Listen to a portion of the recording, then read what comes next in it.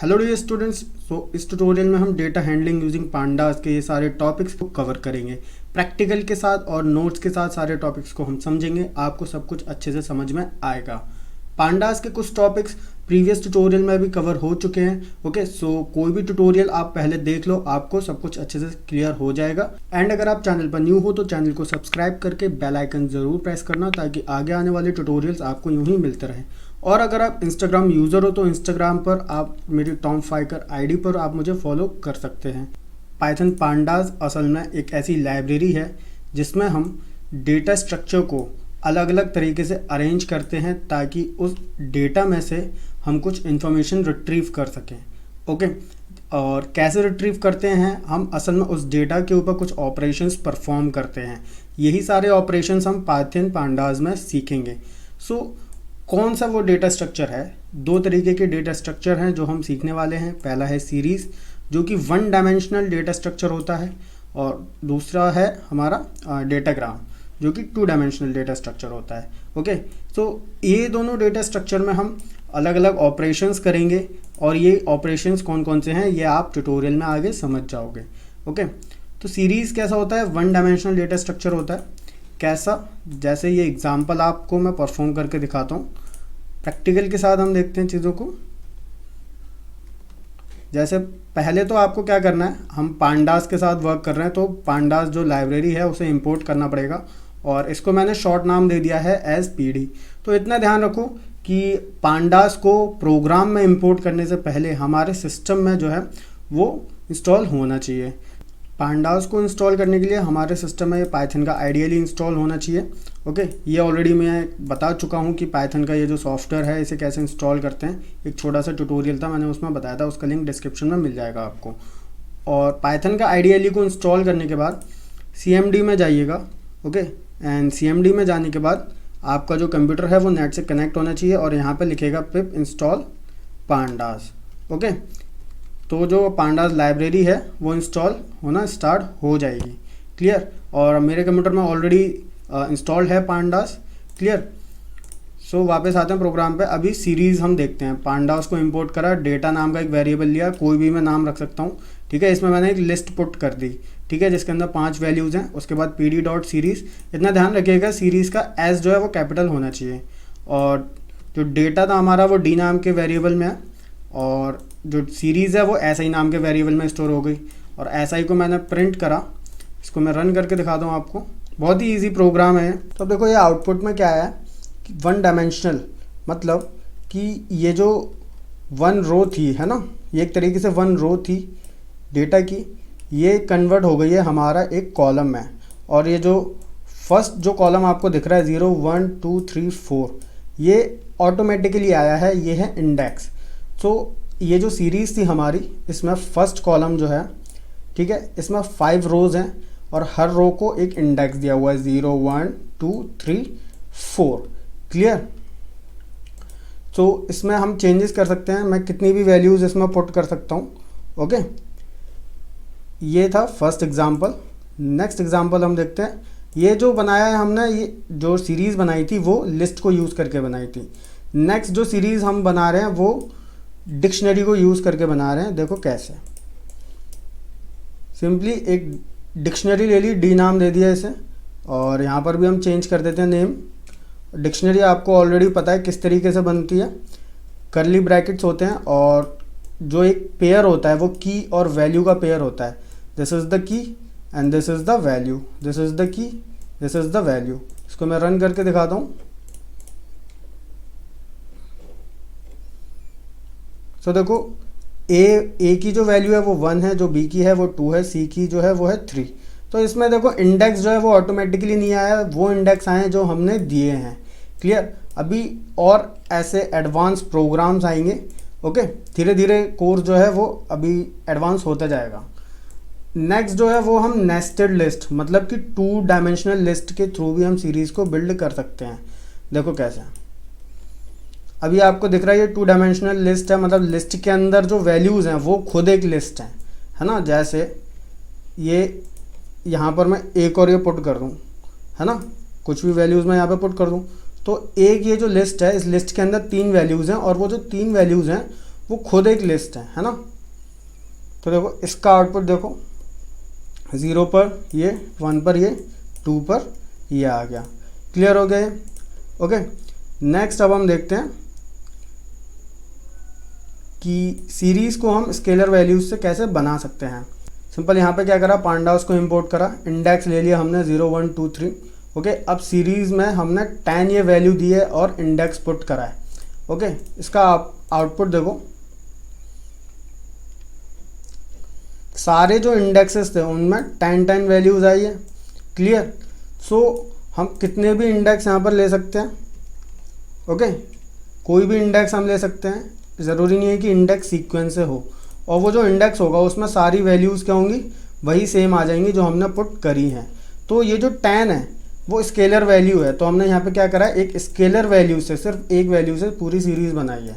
Clear? अब हम देखते हैं हेड फंक्शन, यानी कि head method.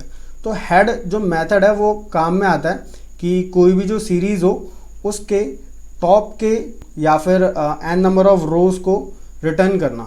Okay, by default अगर हमने नहीं दिया है, ठीक है, तो 5 आएंगी। अगर हमने मेंशन कर रखा है कि हमें 4 चाहिए या 5 चाहिए तो उतनी आएंगी। तो देखो यहाँ पे क्या हुआ, एक मैंने ये इंडेक्स ले रखा है, ठीक है, और उसके बाद ये जो है इसकी बन जाएगी सीरीज़, और इस सीरीज़ को इंडेक्स मिल जाएगा क्या, 0 1 2 3 4 5। वैसे ज़रूरी नहीं है कि मैं इंडेक्स सेपरेटली दूँ, ठीक है, क्योंकि वैसे भी 0 1 2 3 तो ऑटोमेटिकली आता ही है। अब मैंने इसमें क्या लगाया है, सर नाम की जो सीरीज़ बन गई है इसमें हेड फंक्शन लगाया है, और मैंने बोला है कि 2 रोज़ चाहिए, मतलब टॉप की 2 रोज़ आएंगी बस, है ना, और उसे टॉप नाम के वेरिएबल में स्टोर कराया है और टॉप को प्रिंट करवाया है मैंने। तो देखो स्टार्टिंग की 2 रोज़ आई हैं जिसमें 2 और 3 वैल्यूज़ थी, है ना, 2 और 3। अब मैं यहाँ पे 20 कर दूँ तो देखो 20 और 3 आएगी। ओके, अब अगर मैं इसको एम्प्टी छोड़ दूं तो बाय डिफ़ॉल्ट जो होता है वो 5 वैल्यूज़ प्रिंट होंगी। Okay, so by default 5 values print हुई हैं, 0 1 2 3 एंड 4। क्लियर हुआ? ये सीरीज़ के साथ यूज़ हुआ है, सेम ऐसे ये डेटा फ्रेम के साथ भी यूज़ होगा। अभी जब हम डेटा फ्रेम कर लेंगे तब देखेंगे इसको। ओके, सो नेक्स्ट जो मेथड है वो है टेल। हेड किस लिए यूज़ होता था, कि टॉप n नंबर ऑफ रोज को प्रिंट करने के लिए। जो टेल जो मेथड है वो यूज़ होगा, सीरीज़ में भी यूज़ हो सकता है और हेड में भी यूज़ हो सकता है। तो टेल को मैं डेटा फ्रेम के साथ बता देता हूँ। डेटा फ्रेम, हालांकि आप कहोगे कि मैंने डेटा फ्रेम अभी एक्सप्लेन नहीं किया, लेकिन यहीं पर ही मैं समझा देता हूँ। डेटा फ्रेम, टेल को मैं डेटा फ्रेम के साथ बताता हूँ, तो इससे आपका क्या होगा, हेड और टेल, सीरीज़ और डेटा फ्रेम दोनों क्लियर हो जाएंगे। डेटा फ्रेम में क्या होता है, 2 डायमेंशनल डेटा स्ट्रक्चर होता है। पहले तो मैं आपको सिर्फ एक डेटा फ्रेम प्रिंट करके दिखाता हूँ, इसको मैंने बना दिया कमेंट। अब टेल वाला फंक्शन प्रिंट नहीं होगा। अभी देखो ये क्या है, एक नेस्टेड लिस्ट है, एक लिस्ट है, उस लिस्ट के अंदर 3 वैल्यूज़ हैं, और वो जो 3 वैल्यूज़ हैं वो खुद एक लिस्ट है। डेटा फ्रेम में D capital, F capital, S D, ठीक है, और प्रिंट करा मैंने डी एफ को। वेरिएबल जो है वो कोई भी ले सकते हैं हम। तो देखो ये data frame, this is a 2 dimensional, ठीक है, रोज एंड कॉलम्स की फॉर्म में, ठीक है, मतलब मल्टीपल कॉलम्स हैं। सीरीज़ में एक ही कॉलम होता है, लेकिन डेटा फ्रेम में मल्टीपल कॉलम्स हैं। क्लियर? अब इसमें मैंने बोला कि टेल फंक्शन लगाया, तो टेल क्या करता है, बॉटम से वैल्यूज़ देगा। ओके, तो बॉटम का फर्स्ट रो प्रिंट होना चाहिए। तो देखो बॉटम की फर्स्ट रो प्रिंट हुई है 2 3 2 5, 2 3 2 5। देखो इसमें क्या है, 0 1 2 कॉलम की हेडिंग्स हैं, 0 1 2 ये रोज की हेडिंग्स हैं। क्लियर हो गया? जैसे आप सिर्फ 5 का पूछा जाए, ठीक है, एड्रेस, तो फर्स्ट वाले कॉलम में फर्स्ट वाली रो में। क्लियर हो गया ये चीज़? जैसे हम MS एक्सेल में करते हैं उसी तरीके से ये एड्रेसिंग आप समझ सकते हो। तो टेल मैंने लगाया था तो उसने बॉटम का सबसे लास्ट वाला मुझे दिया है। अब अगर मैं यहाँ पे एम्प्टी छोड़ दूँ तो बाय डिफ़ॉल्ट 5 देगा, लेकिन एक बात यह है कि 5 रोज़ तो है ही नहीं, है ना, तो वो सारी की सारी रोज़ दे देगा। देखो इसने सारी रोज़ दे दी। तो हेड और टेल दोनों ही आप जो है वो यूज़ कर सकते हो, सीरीज़ में भी और डेटा फ्रेम में भी। अब देखते हैं हम सीरीज़ में हम सिलेक्शन कैसे करते हैं। ठीक है, सिलेक्शन मीन्स पर्टिकुलर वैल्यूज़ को सेलेक्ट करना। तो सीरीज़ में हम LOC के थ्रू या फिर ILOC के थ्रू जो है वैल्यूज़ को या फिर रोज़ को एक्सेस कर सकते हैं या कॉलम्स को एक्सेस कर सकते हैं। बट LOC और ILOC में डिफरेंस ये है कि LOC जो होगा वो सारी इंडेक्स वैल्यूज़ को सेलेक्ट करेगा। ठीक है, देखो एग्जांपल देखो, अब मैंने कैसे सेलेक्ट किया है SI.LOC 1 से लेके 3, अब SI.ILOC 1 से लेके 3। अब इनमें डिफरेंस क्या आएगा, कौन कौन सी वैल्यू सेलेक्ट होंगी। तो सीरीज़ जो हमने बनाई है उसे भी मैं प्रिंट करके दिखा देता हूँ।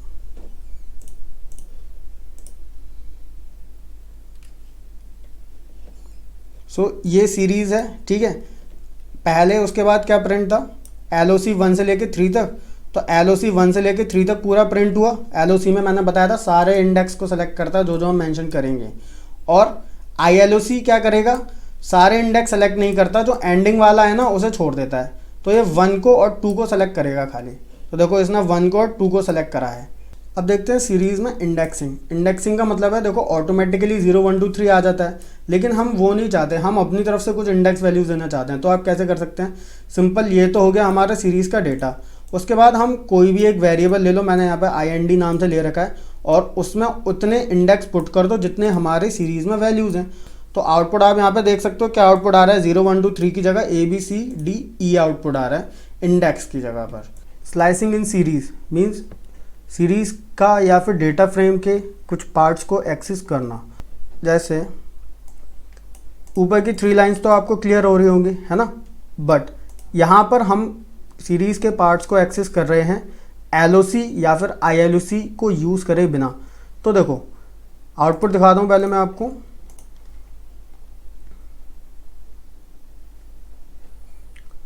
फर्स्ट जो था वो 1 से लेके 3rd इंडेक्स तक जाना था। तो स्लाइसिंग में क्या होता है, एंडिंग इंडेक्स इंक्लूड नहीं होता। इसको आप ऐसे समझ सकते हो कि ILOC की तरह है ये, है ना। तो 1 और 2 वाला प्रिंट करा है इसने, है ना। उसके बाद स्टार्टिंग इंडेक्स नहीं दिया हुआ, लेकिन एंडिंग इंडेक्स क्या है 3। तो 0 1 2 तक प्रिंट हुआ है, ये 3 0 1 2 1 3 4 1 3 4, है ना।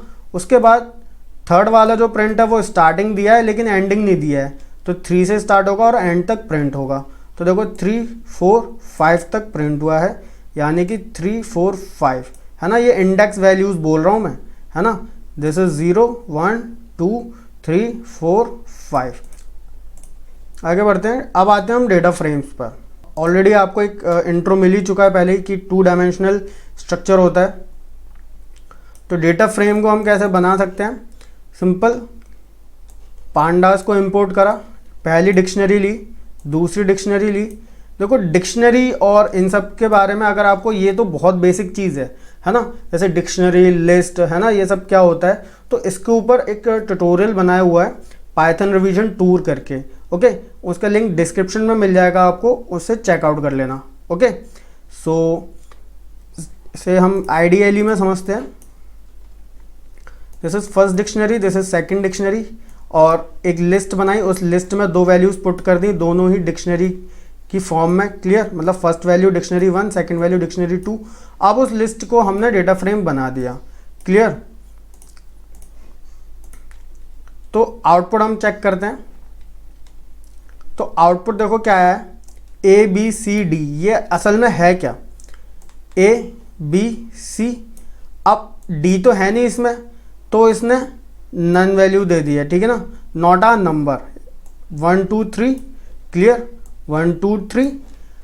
सेकंड जो है वो 5 6 7 8, 5 6 7 8 ABCD, क्लियर। अब ये जो लिस्ट क्यों बनाई, ताकि रो वाइज पता चल सके। अब मैं यहाँ पर फिर से ये कर देता हूँ, है ना। तो अब ये जो लिस्ट है इसके अंदर 3 वैल्यूज़ हैं, तो मतलब हमारे आउटपुट में 3 रोज आएंगी, क्लियर हो गया। डिक्शनरी की एक वैल्यू क्या इंडिकेट कर रही है, एक कॉलम को, क्लियर। ये विजुअलाइज आई होप कि आप कर पा रहे हो, ठीक है, जो मैं बता रहा हूँ आपको। तो देखो एक और रो ऐड हो गई सेम, है ना। जैसे मैंने यहाँ पे सेम डिक्शनरी पुट करा, वो तो आप कितनी भी डिक्शनरीज आप बना सकते हो, है ना। कंपनीज में जो डेटा होता है वो तो काफ़ी ज़्यादा ब्रॉड होता है, काफ़ी ज़्यादा होता है ना। अब हम देखते हैं कि कुछ सीरीज़ अगर हमें दे रखी हैं, उन सीरीज़ के थ्रू हम डिक्शनरी कैसे बना सकते हैं। तो सिंपल यहाँ पे डायरेक्टली मैंने 3 सीरीज़ बनाई हुई हैं, ठीक है ना, S1 S2 S3। फिर उसके बाद एक डिक्शनरी बनाई डेटा नाम की और उसमें S1 S2 और S3 को पुट करा। Okay, data frame PD dot data frame और DF सीरीज़ कोई भी नाम हम पुट कर सकते हैं। ठीक है, अब उसे हमने रन करा तो देखो फर्स्ट जो सीरीज़ थी है ना, क्या थी 1 3 4 5, वो फर्स्ट कॉलम है ना। दूसरी सीरीज़ दूसरा कॉलम है, तीसरी सीरीज़ तीसरा कॉलम है। क्लियर हो गया आपको? ये चीज़ हम ऑलरेडी देख चुके हैं। ठीक है, कि डिक्शनरी की कोई भी वैल्यू जो है वो एक कॉलम को इंडिकेट करती है, जो कि पिछले प्रोग्राम में भी हमने देखा था। तो S1 is first column, S2 is second, S3 is third column. Okay, जैसे कि इसमें हो रहा था। ओके, और भी आगे ऐसे ट्यूटोरियल आएंगे जिसमें आप और भी एडवांस चीज़ें सीखोगे। Okay, so make sure that you are subscribe to Topperji. Okay, and bell icon भी साथ के साथ प्रेस करिएगा। तो डेटा फ्रेम में सेलेक्ट ऑपरेशन तो ऑलरेडी सीरीज़ में हम सीख चुके हैं कि किस तरीके से हम LOC, ILOC या स्लाइसिंग करते हैं। डेटा फ्रेम में कैसे कर सकते हैं देखो, तो डेटा फ्रेम आपको ऑलरेडी मैं बता चुका हूँ कि एक 2 डायमेंशनल वे में होता है ना। 2 डायमेंशनल वे में मतलब कॉलम का इंडेक्स और रो का इंडेक्स, इनको मिलाकर हम किसी भी वैल्यू को एक्सेस कर सकते हैं। एक डेटा फ्रेम बना हुआ है DF में, E और F, ठीक है, इनको मिला है डिक्शनरी 1 और डिक्शनरी 2। तो this will be the first column and this will be the second column. Clear? E जो होगा वो फर्स्ट कॉलम होगा, F जो होगा वो सेकंड कॉलम होगा और ABCD होंगी रोज। तो अभी सिर्फ आप डेटा फ्रेम का आउटपुट पर फोकस करना। ठीक है ना, देखो तो ये आ गया डेटा फ्रेम का आउटपुट। अब यहाँ पर डेटा फ्रेम में वैल्यू सेलेक्ट करिए, मतलब E वाले कॉलम में 0 इंडेक्स पर जो वैल्यू है, तो E वाला कॉलम ये रहा और 0 इंडेक्स मतलब ये रहा। ठीक है, मैं चाहता तो यहाँ पर मैं A भी लिख सकता था, है ना। मैंने अभी क्या लिखा था 0, लेकिन अगर मैं A भी लिख सकता था तो फिर भी सेम ही वैल्यू आएगी। तो वैल्यू क्या आ रही थी 1, है ना। तो देखो यहाँ पर भी फिर से 1 वैल्यू आई है। क्लियर हो गया? या फिर ऐसे एक्सेस कर सकता हूँ मैं, या तो इस तरीके से डबल स्क्वायर ब्रैकेट्स लगा के, ठीक है ना, या फिर DF के बाद डॉट कॉलम का नेम और उसके बाद कौन सी रो है वो। तो F वाले में 2 वाला, ठीक है ना, इंडेक्स। तो F वाला देखो कौन सा है, ये रहा सेकंड कॉलम, और 2 वाला कौन सा है 0 1 2, तो 7 आ गया इधर। क्लियर हो गया कि किस तरीके से हम सेलेक्ट कर सकते हैं पर्टिकुलर वैल्यूज़ को। गाइस अगर आप ये नोट्स परचेज करना चाहते हो सो आप परचेज कर सकते हो। ओके, इसका जो लिंक है वो डिस्क्रिप्शन में आपको मिल जाएगा। ओके, एंड अगर आप कंप्लीट इन्फॉर्मेटिक्स प्रैक्टिसेस के जो नोट्स हैं, ओके, जो न्यू सेशन है आपका, पूरे नोट्स प्रिंटेड इसी तरीके से, ठीक है, वो भी आप परचेज कर सकते हो। उसका लिंक डिस्क्रिप्शन में मिल जाएगा आपको। ओके, अब हम देखते हैं कुछ ऑपरेशंस। डेटा फ्रेम में कोई न्यू कॉलम ऐड करना है तो हम कैसे कर सकते हैं। तो सिंपली पांडास को इंपोर्ट करा। दिस इज सिंपल एक लिस्ट है और इस लिस्ट के थ्रू हमने डेटा फ्रेम बनाया।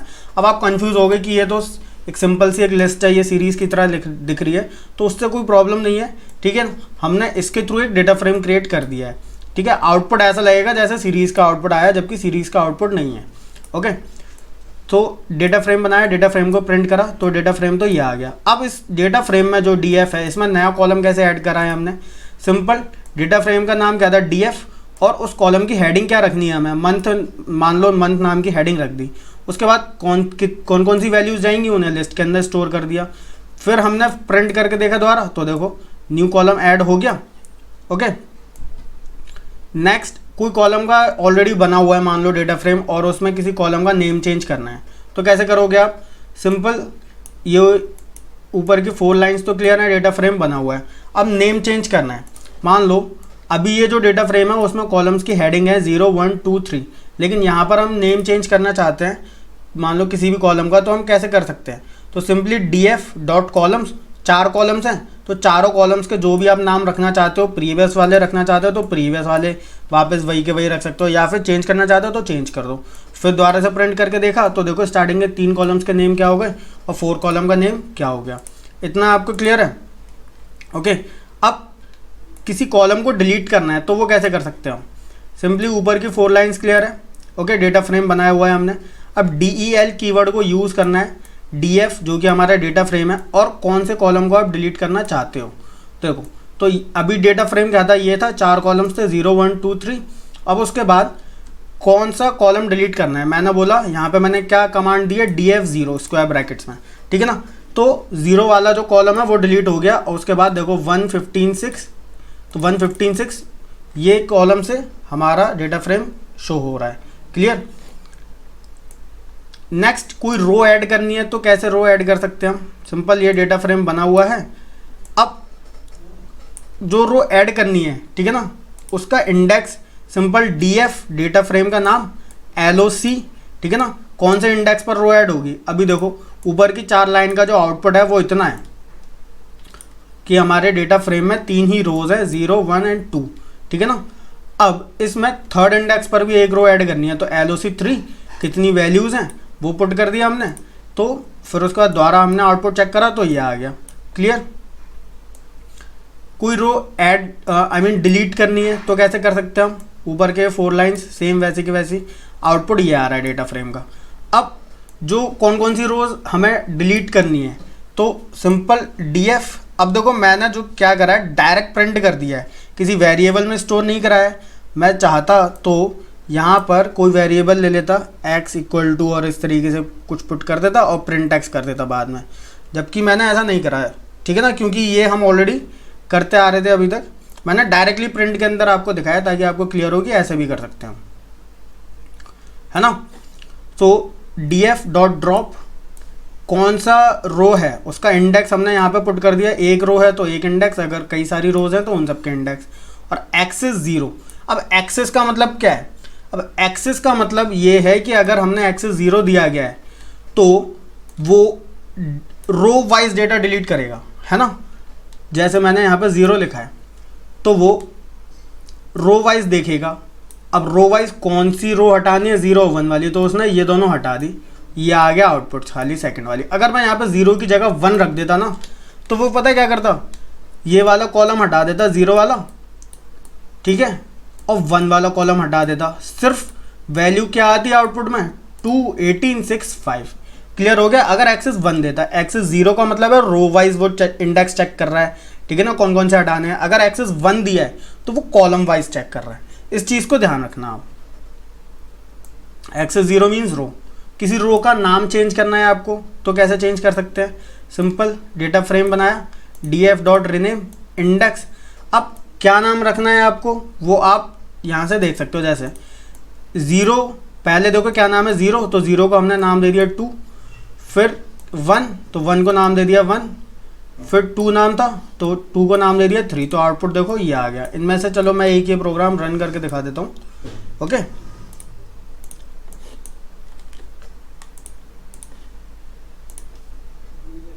अब देखो ऊपर का आउटपुट देखो, ठीक है ना, और नीचे का आउटपुट देखो। रो के जो इंडेक्स हैं उनके नेम चेंज हो गए, 0 1 2 की जगह 2 1 3 आ गया। क्लियर। अब देखते हैं बूलियन इंडेक्सिंग। बूलियन इंडेक्सिंग का मतलब क्या होता है, देखो बूलियन जो होता है वो एक तरीके की वैल्यूज़ होती है, मतलब किसी वेरिएबल को, जैसे x कोई मैंने वेरिएबल ले लिया तो उसे मैं या तो ट्रू वैल्यू दूँ या फिर फॉल्स वैल्यू दूँ, तो ये समझ लो कि x के पास बूलियन टाइप की वैल्यू है। ओके, सो बूलियन इंडेक्सिंग मतलब बूलियन वैल्यूज़ के बेसिस पर भी हम जो है डेटा सेलेक्ट कर सकते हैं डेटा फ्रेम में से। कैसे, देखो सिंपल पांडास को इंपोर्ट करा, डेटा फ्रेम बनाया, pd dot data frame sd, ठीक है ना। अब इतने से तो डेटा फ्रेम क्रिएट हो रहा है, लेकिन यहाँ पर ये क्या करा है, मैंने इंडेक्स दिया है ट्रू फॉल्स ट्रू, मतलब रो को पहले, अगर मैं इतना नहीं लिखता, देखो जितना मैंने सेलेक्ट कर रहा हूँ इंडेक्स से लेकर यहाँ तक जितना मैंने सेलेक्ट कर रहा हूँ, अगर मैं इतना नहीं लिखता तो आपको पता है कि यहाँ पर 0, यहाँ पर 1 और यहाँ पर 2 आता। तो डेटा फ्रेम को मैंने प्रिंट करा तो ये आ गया आउटपुट, लेकिन मैंने LOC लगाया, LOC के थ्रू मैं आपको ऑलरेडी बता चुका हूँ कि हम सेलेक्ट कर सकते हैं। अब DF क्या है, डेटा फ्रेम सेलेक्ट करना है ट्रू वाले जो रोज़ हैं वो, तो देखो जहाँ जहाँ पर ट्रू इंडेक्स था रोज़ में वो सेलेक्ट हो गया। ज़रूरी नहीं है कि ट्रू फॉल्स, सारे ट्रू रख सकता हूँ मैं, सारे फॉल्स रख सकता हूँ, ट्रू फॉल्स ट्रू ट्रू किसी भी सीक्वेंस में इंडेक्सिंग का नाम दे सकता हूँ मैं। क्लियर हो गया। आप ये कहो कि ये जो ट्रू फॉल्स ट्रू लिखा है ये स्ट्रिंग नहीं है, ठीक है ना, स्ट्रिंग टाइप की वैल्यू नहीं है, it is a Boolean type of value. और दो ही वैल्यू होती है बूलियन टाइप की, या तो ट्रू होगी या फॉल्स होगी। अब देखो कुछ operation joining, merging and concatenation, ठीक है ना। कॉन्कैटिनेशन मीन्स होता है कि कोई भी जो डेटा फ्रेम है उसे एंड से एंड तक जोड़ना। मतलब जैसे कोई दो स्ट्रिंग्स हैं, मतलब आप ये मान लो दो धागे हैं, तो उन धागों को अगर हम जोड़ते हैं तो वो एंड से एंड पर ही तो जोड़ते हैं, मतलब एक एंड से दूसरे एंड तक से ही तो कनेक्ट करते हैं, है ना। तो वो होगा कॉन्कैटिनेशन। तो डेटा फ्रेम में देखो ये कॉन्कैटिनेशन कैसे हो रहा है।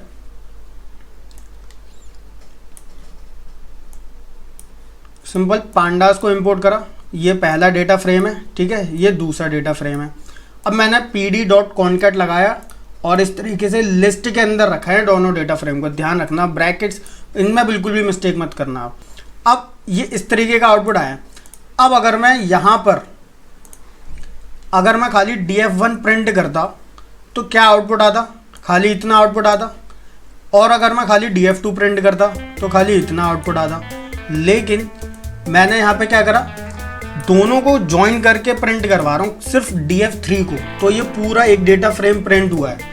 तो ये तो सिंपली दो डेटा फ्रेम आपस में कॉन्कैटिनेट हो गए। बट अगर आप यहाँ पे एक चीज़ नोटिस कर रहे हो कि जो ये एक ही डेटा फ्रेम है, बट इनके ये जो रो के जो इंडेक्स है 012 012 ये एक सही फॉर्मेट नहीं है।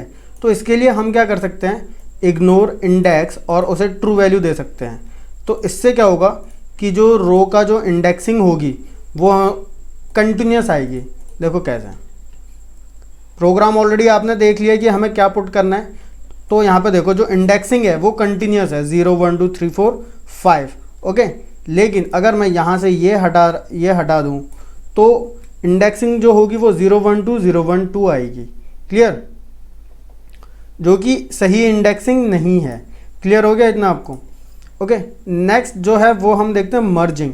मर्जिंग का मतलब है कि कोई भी जो दो डेटा सेट्स हैं उन्हें आपस में मर्ज करना, ठीक है ना, किसी एक कॉमन एट्रीब्यूट के बेसिस पर।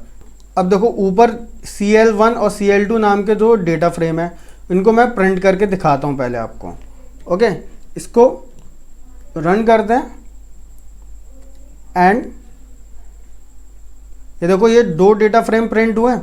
मतलब ये समझ लो दो क्लासेस हैं, ठीक है ना। उन क्लासेस में मान लो आईडी जो है वो रोल नंबर है, फिर नेम है और ये सब्जेक्ट के नेम लिखे हैं, सब्जेक्ट 1 सब्जेक्ट 2। कोई भी सब्जेक्ट मान लो कि एलेक्स नाम का बच्चा सब्जेक्ट 1 में टॉपर है, एमी नाम का बच्चा सब्जेक्ट 2 में टॉपर है, ये मान सकते हो आप, ठीक है ना। अब इनको हमें कंबाइन करना है, लेकिन अगर हम इसे कंबाइन करेंगे तो इसमें आपको दिखेगा कि आईडी नाम के सेम कॉलम्स हैं, है ना। तो हम इनके बेसिस पर क्या कर सकते हैं, इन दोनों ही डेटा फ्रेम को कंबाइन कर सकते हैं, मर्ज कर सकते हैं। तो pd.merge, pd मतलब पांडास का pd, मर्ज df1 df2। अब df1 नाम नहीं आएगा यहाँ पे, cl नाम आएगा, है ना, क्योंकि cl नाम से हमारा डेटा फ्रेम्स है। और किस बेसिस पर मर्ज करना है, ऑन के बाद id, क्योंकि वो कॉमन है दोनों में। क्लियर, तो id के बेसिस पे हमने मर्ज कर दिया। देखो तो id एक कॉमन कॉलम बन गया है। उसके बाद ये मान लो क्लास 1 और ये क्लास 2 इधर से, ठीक है ना, name Y subject Y, name X subject X. Clear, तो ये मर्जिंग हो गई। अब जो मर्जिंग है वो हम ज़रूरी नहीं है कि एक ही कॉलम के बेसिस पर करें, दो कॉलम के बेसिस पर भी कर सकते हैं। जैसे बस हमें क्या करना है, ऑन के बाद एक लिस्ट के अंदर उन दोनों ही कॉलम्स के नेम पुट कर देने हैं। Now we will learn how to do advanced operations on our data frame. So first जो है वो ग्रुप बाय है। तो ग्रुप बाय का यूज़ किस कंडीशन में होता है वो हम देख लेते हैं, या फिर हम कब करते हैं। अब यहाँ पर ये जो कमांड लिखी हुई है वो group bye according to K1। मतलब देखो पहले मैं आपको डेटा फ्रेम का आउटपुट दिखाता हूँ, फिर इसका मतलब आपको अपने आप ही क्लियर हो जाएगा। सो K1 एक कॉलम है, K2 एक कॉलम है। अब ग्रुप बाय के थ्रू मैंने डेटा फ्रेम को क्या करा है, K1 कॉलम के अकॉर्डिंग, ठीक है, सम फंक्शन लगाया है। एक्चुअली जो ग्रुप बाय जो है उसमें एग्रीगेट फंक्शंस यूज होते हैं, ठीक है ना। एग्रीगेट फंक्शंस मींस जैसे सम, मीन, मीडियन, मोड, ये वाले जो हम प्रीवियस ट्यूटोरियल में समझ चुके हैं। ओके, एंड अगर आपने नहीं समझे हैं तो उनका लिंक डिस्क्रिप्शन में मिल जाएगा। सम फंक्शन लगाया है तो इससे क्या होगा कि K1 कॉलम में जो इक्वल वैल्यूज हैं, है ना, इक्वल वैल्यूज की सामने वाले जो कॉलम्स हैं वो सम हो जाएगा। देखो K1 कॉलम में क्या है, ABC ABF, ठीक है। तो देखो ABCF मतलब ए वाले क्या हो गए हैं, प्लस हो गए हैं, तो देखो 5 हो गया। BB वाले प्लस हो गए तो देखो 7 हो गया। CC वाले, C वाला और कोई है नहीं K वाले कॉलम में, K1 वाले कॉलम में, तो C का 3 है, F का 6 है। तो कोई भी फंक्शन आप लगाओगे वो वहां पर इंप्लीमेंट हो जाएगा। तो एक और फंक्शन है K1 कॉलम के अकॉर्डिंग लग रहा है मैक्स, ठीक है। तो अब मैक्स क्या करेगा, जो इक्वल वैल्यूज होंगी K1 कॉलम में, उन इक्वल वैल्यूज में से, है ना, कौन सी मैक्सिमम है उसे प्रिंट करेगा। जैसे A1 और A4, तो देखो A4 को प्रिंट करा है ना, ये तो वो वाला है सम वाला जो हमने इधर लिखा हुआ है। तो ग्रुप वाई आपको क्लियर हो गया। ग्रुप वाई का मीन्स कि कोई भी हमारे पास डेटा फ्रेम है उसमें किसी कॉलम के अकॉर्डिंग हम क्या कर सकते हैं, एग्रीगेट फंक्शंस का यूज कर सकते हैं। अब देखते हैं सॉर्टिंग। तो सॉर्टिंग मीन्स किसी पर्टिकुलर ऑर्डर में सॉर्ट करना, ठीक है, रो वाइज करना हो या कॉलम वाइज करना हो। सो सॉर्टिंग दो तरीके से हो सकती है, सॉर्ट वैल्यूज के थ्रू या सॉर्ट इंडेक्स के थ्रू। एग्जाम्पल के जरिए समझते हैं। देखो ये 4 लाइन आपको क्लियर है, डेटा फ्रेम है और डेटा फ्रेम बनाकर डीएफ में डीएफ को प्रिंट कराया। अब डीएफ डॉट सॉर्ट वैल्यूज लगाया है। अब किस कॉलम के अकॉर्डिंग सॉर्ट करना है, K1 कॉलम के अकॉर्डिंग सॉर्ट करना है। ये जो आउटपुट है, ये आउटपुट किसका है, डीएफ का, डेटा फ्रेम का, है ना। K1 कॉलम के अकॉर्डिंग सॉर्ट करना है, असेंडिंग ऑर्डर में करना है, यानी कि छोटे से बड़े ऑर्डर में। तो वैल्यू आपको ट्रू लिखनी है यहाँ पर। ओके, तो देखो K1 में ओरिजिनली क्या है, ABC ABF, है ना, लेकिन K1 के अकॉर्डिंग हमने सॉर्ट करा है असेंडिंग ऑर्डर में। तो देखो क्या हो गया, AABBCF। क्लियर हो गया आपको ये चीज।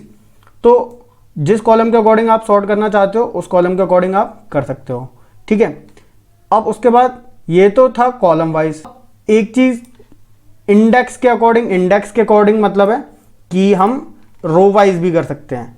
जैसे ये डेटा फ्रेम है जिसमें 3 कॉलम्स हैं, K1 K2 K3, क्लियर। अब इस डेटा फ्रेम में हमने अपनी तरफ से इंडेक्स दे दिया है, क्लियर। डेटा फ्रेम बनाते समय हमने ये इंडेक्स दे दिया, तो इंडेक्स क्या जाएगा, 6 8 5 2 3 4 आना चाहिए, ठीक है। लेकिन हमने क्या करा, डीएफ डॉट सॉर्ट इंडेक्स लगाया और डीएफ में स्टोर कराया, फिर से डीएफ को प्रिंट कराया। तो जो डेटा फ्रेम है वो क्या हुआ है, सॉर्ट होकर आया है। बस एक चीज़ का ध्यान रखना, आपको ये पता है कि ये जो है ये हमारी नंबर ऑफ रोज को रिप्रेजेंट करेंगे, है ना, क्योंकि K1 K2 और K3 तो कॉलम की हेडिंग्स हैं, तो 4 ही इंडेक्स होने चाहिए, तो मैंने 4 इंडेक्स कर दिए हैं।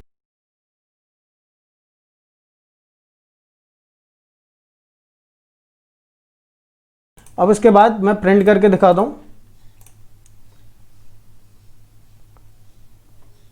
तो ये देखो, ये इंडेक्स पहले ऐसे था 6 8 5 2, लेकिन जब हमने सॉर्ट इंडेक्स लगाया तो 2 5 6 8 हो गया। क्लियर है आपको ये प्रोग्राम। ओके, नेक्स्ट आगे देखते हैं। ओके, सो एक चीज रह गई, मल्टीपल कॉलम के अकॉर्डिंग सॉर्ट करना। मल्टीपल कॉलम के अकॉर्डिंग सॉर्ट करना, देखो ये इजी है, ऐसा कुछ खास टफ है नहीं कि मल्टीपल कॉलम के अकॉर्डिंग कैसे सॉर्ट होगा। तो D1 में डिक्शनरी है और उस डिक्शनरी को हमने डेटा फ्रेम बनाया, सॉर्ट वैल्यूज करा। अब देखो 2 कॉलम के अकॉर्डिंग सॉर्ट कर रहे हैं हम, K1 के थ्रू और K3 के थ्रू, और K1 में असेंडिंग ऑर्डर के थ्रू सॉर्ट होगा और K3 में डिसेंडिंग ऑर्डर के थ्रू, AH AB। अब AH और AB ये दोनों एक साथ आने चाहिए, लेकिन कौन सा ऊपर आना चाहिए, K1 को देखें तो कोई सा भी आ जाए क्योंकि दोनों में A है, लेकिन K3 के अकॉर्डिंग, अब समझ में आई बात, K3 के अकॉर्डिंग अब फॉलो होगा डिसेंडिंग ऑर्डर। तो AH मतलब H बड़ा है B से, तो AH पहले आएगा और B छोटा है H से, वो बाद में आएगा।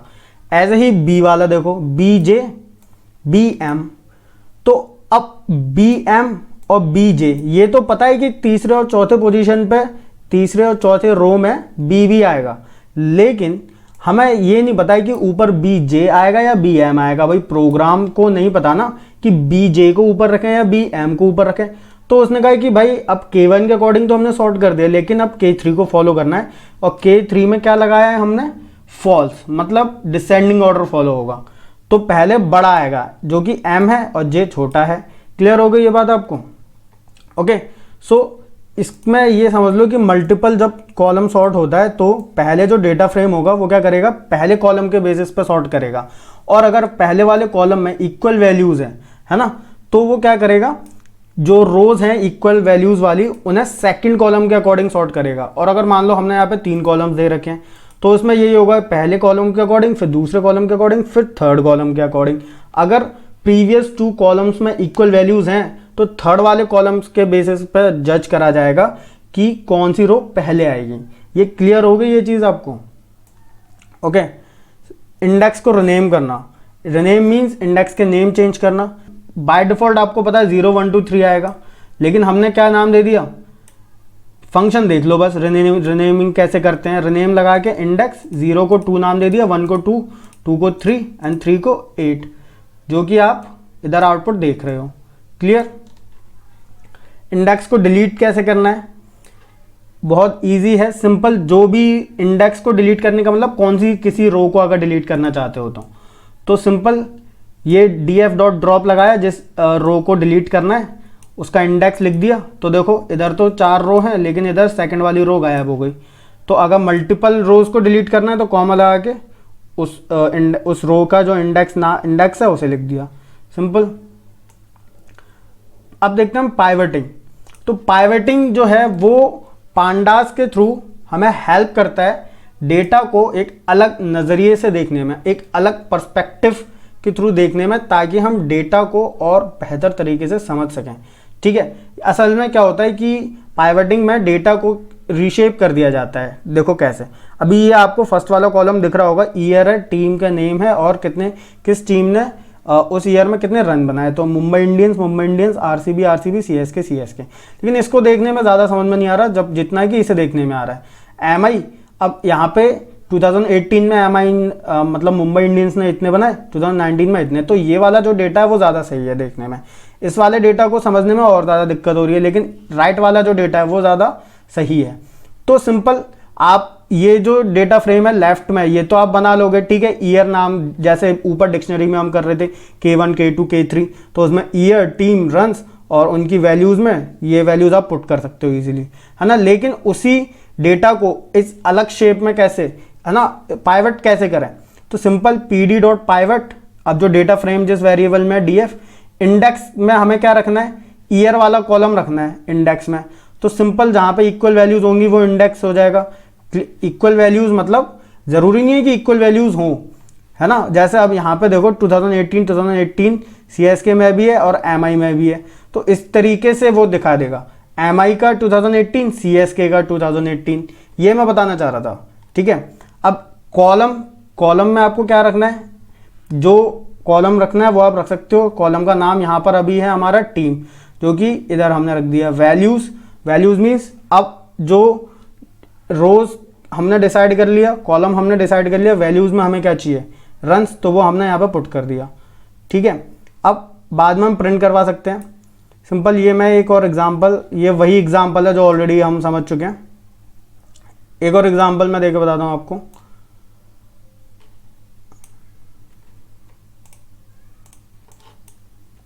इसका आप जितना प्रैक्टिस करोगे उतना ज़्यादा अच्छा होगा, और डोंट वरी, आगे और practice video, sample papers upload होंगे तो आपकी और बेहतर प्रैक्टिस हो जाएगी। जैसे ये अभी एक डेटा फ्रेम है, पहले मैं सिर्फ डेटा फ्रेम को प्रिंट करके दिखाता हूँ, इसे पाइवट में बाद में करूँगा, ओके। इसको मैं बना देता हूँ कमेंट।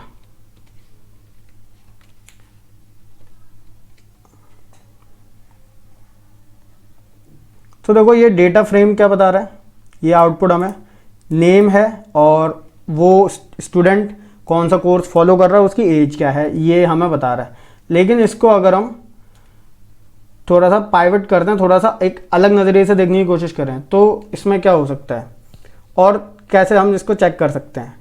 तो देखो इसने और अलग नज़रिया दे दिया, ग्रेजुएट का कॉलम अलग बन गया, मास्टर्स जो फॉलो कर रहे हैं, मास्टर्स मतलब MSc, ये जो मास्टर्स जो डिग्री वाले जो कोर्स होते हैं, ठीक है। वो उसका कॉलम अलग बन गया। अब देखो बॉबी वो ग्रेजुएट करा हुआ है उसने, तो ग्रेजुएट में आ गया। लेकिन अगर एक और हमारे पास यहाँ पे कोई डेटा होता है ना, यहाँ पर एक और डेटा होता, ठीक है, मैं असल में ये बता रहा हूँ, बॉबी देखो उसने ग्रेजुएट करा है, मास्टर्स नहीं करा, तो ये आ गया, ठीक है। लेकिन अगर यहाँ पर यही चीज़ मेंशन करनी होती तो एक 4th रो हमें लिखनी पड़ती, बॉबी मास्टर्स और उसकी एज 23 फिर से। लेकिन यहाँ पर क्या हो रहा है, अगर बॉबी ने ग्रेजुएट भी है मास्टर्स भी है ना, वो तो मैंने डेटा को थोड़ा ऐड कर दिया है ना, तो क्या हो रहा है उससे एक रो हमारी बच जा रही है। ये चीज़ आई थिंक आपको क्लियर हो गई होगी, है ना। देखो ये यहाँ पर आ गया कि बॉबी ने ग्रेजुएट भी है मास्टर्स भी है। अब वो यहाँ पे एज आ गई है, ठीक है, कुछ भी हम डेटा फिल कर सकते थे, उसके परसेंटेज फिल कर सकते थे, ठीक है, कि भाई उस जॉन ने मास्टर्स में कितने परसेंटेज लाए, बॉबी ने ग्रेजुएशन में कितने परसेंटेज लाए, इस तरीके से। नेक्स्ट देखते हैं हम पाइवट टेबल। तो पाइवट टेबल और पाइवटिंग में डिफरेंस क्या है? डिफरेंस बस इतना सा है कि पाइवट टेबल में हम एग्रीगेट फंक्शंस लगा सकते हैं, ओके, डिस्क्रिप्टिव स्टैटिस्टिक्स वाले, ठीक है। अगर आपने समझे हैं तो ठीक है, लेकिन नहीं समझे तो कोई दिक्कत नहीं है, उसका लिंक डिस्क्रिप्शन में मिल जाएगा, समझ लीजिएगा उसको। मैं पहले सिर्फ डेटा फ्रेम का आउटपुट देखो, उसके बाद पाइवट टेबल करेंगे।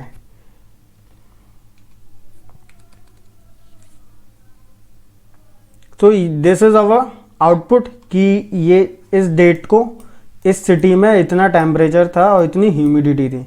अब सेम डेट आ गई है तो उससे कोई प्रॉब्लम नहीं है ऐसी, ठीक है। डेट हम चेंज भी कर सकते हैं या सिटी का नाम हम चेंज कर सकते हैं। डेट मैं चेंज कर देता हूँ। तो देखो ये अब सही लग रहा है कि इस डेट को इस सिटी में इतना टेम्परेचर और इतना ह्यूमिडिटी थी। अब इसमें अगर मैं आपसे बोलूँ कि जो डेटा है उसको सिटी वाइज दिखाओ, ठीक है ना, सिटी वाइज चेक कराओ, क्योंकि आपको दिख रहा होगा कि दिल्ली 2 बार आ रहा है, मुंबई 2 बार आ रहा है, चेन्नई 2 बार आ रहा है ना। तो देखो सिटी वाइज दिखाओ और मुझे मीन बताओ, ठीक है ना। अब यहां पर अभी क्या आया है, टेम्परेचर का मीन निकल के आया है। चेन्नई में कितनी बार आया? चेन्नई 2 बार, दोनों बार, एक बार 32 था, एक बार 34 था, तो मीन आ गया एवरेज 33। दिल्ली में एक बार 28, एक बार 30, एवरेज आ गया 29। मुंबई में 22 और 24, एवरेज आ गया 23। तो भाई यहाँ पे हुआ क्या है, पहली बात तो आपको डिसाइड करना है कि इंडेक्स में आपको कौन सा कॉलम लेना है, डेटा किसके अकॉर्डिंग चाहिए, वैल्यूज़ आप कौन से कॉलम की चाहते हो। मैंने खाली टेम्परेचर चूज़ करा था तो टेम्परेचर आ गया। एग्रीगेट फंक्शन कौन सा लगाना है, तो वो मीन, मतलब ऐसा होता है ना, एवरेज बताओ मुझे कि इतने दिन तक क्या टेम्परेचर था। अब देखो मैं ह्यूमिडिटी वाला कॉलम भी ले लेता हूँ, दूसरा एग्रीगेट फंक्शन भी मैं आपको लगा के बताऊंगा, ठीक है। तो देखो ह्यूमिडिटी भी वो बता देगा कि भाई इतनी ह्यूमिडिटी थी एवरेज, ठीक है ना, दोनों दिन की मिला के एक तरीके से। अब यहाँ पे एग्रीगेट फंक्शन जो है वो मीन लगा हुआ है, सम।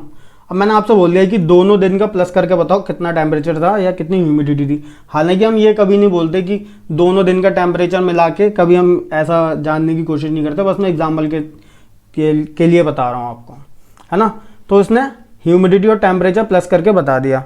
चेन्नई में देखो 32 प्लस 34 कितना 66, clear, as a humidity plus हो गई।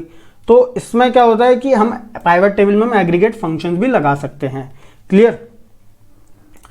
नेक्स्ट जो चीज़ है हमारी हैंडलिंग मिसिंग वैल्यूज़, ठीक है। अगर वैल्यू कोई मिस है तो उसे हमें कैसे हैंडल करना है। तो पांडास को इंपोर्ट करा है, नंपाई को इंपोर्ट करा है, ठीक है। नंपाई को इसलिए इंपोर्ट करा है क्योंकि मैं आपको मिसिंग वैल्यूज़ के लिए यहाँ पर मैंने np.nan लिखा हुआ है। nan का मतलब होता है नॉट अ नंबर। अब जो कंपनीज में जो डेटा होता है वहाँ पर तो कॉलम्स ब्लैंक होते हैं, यहाँ पे आपके लेवल के पर्पज़ के लिए मैंने ब्लैंक वैल्यूज नहीं रख सकते, इसलिए मैंने आपको np.an करके समझाया है। तो यहाँ पर पहले सिर्फ और सिर्फ डेटा फ्रेम का आउटपुट देखो।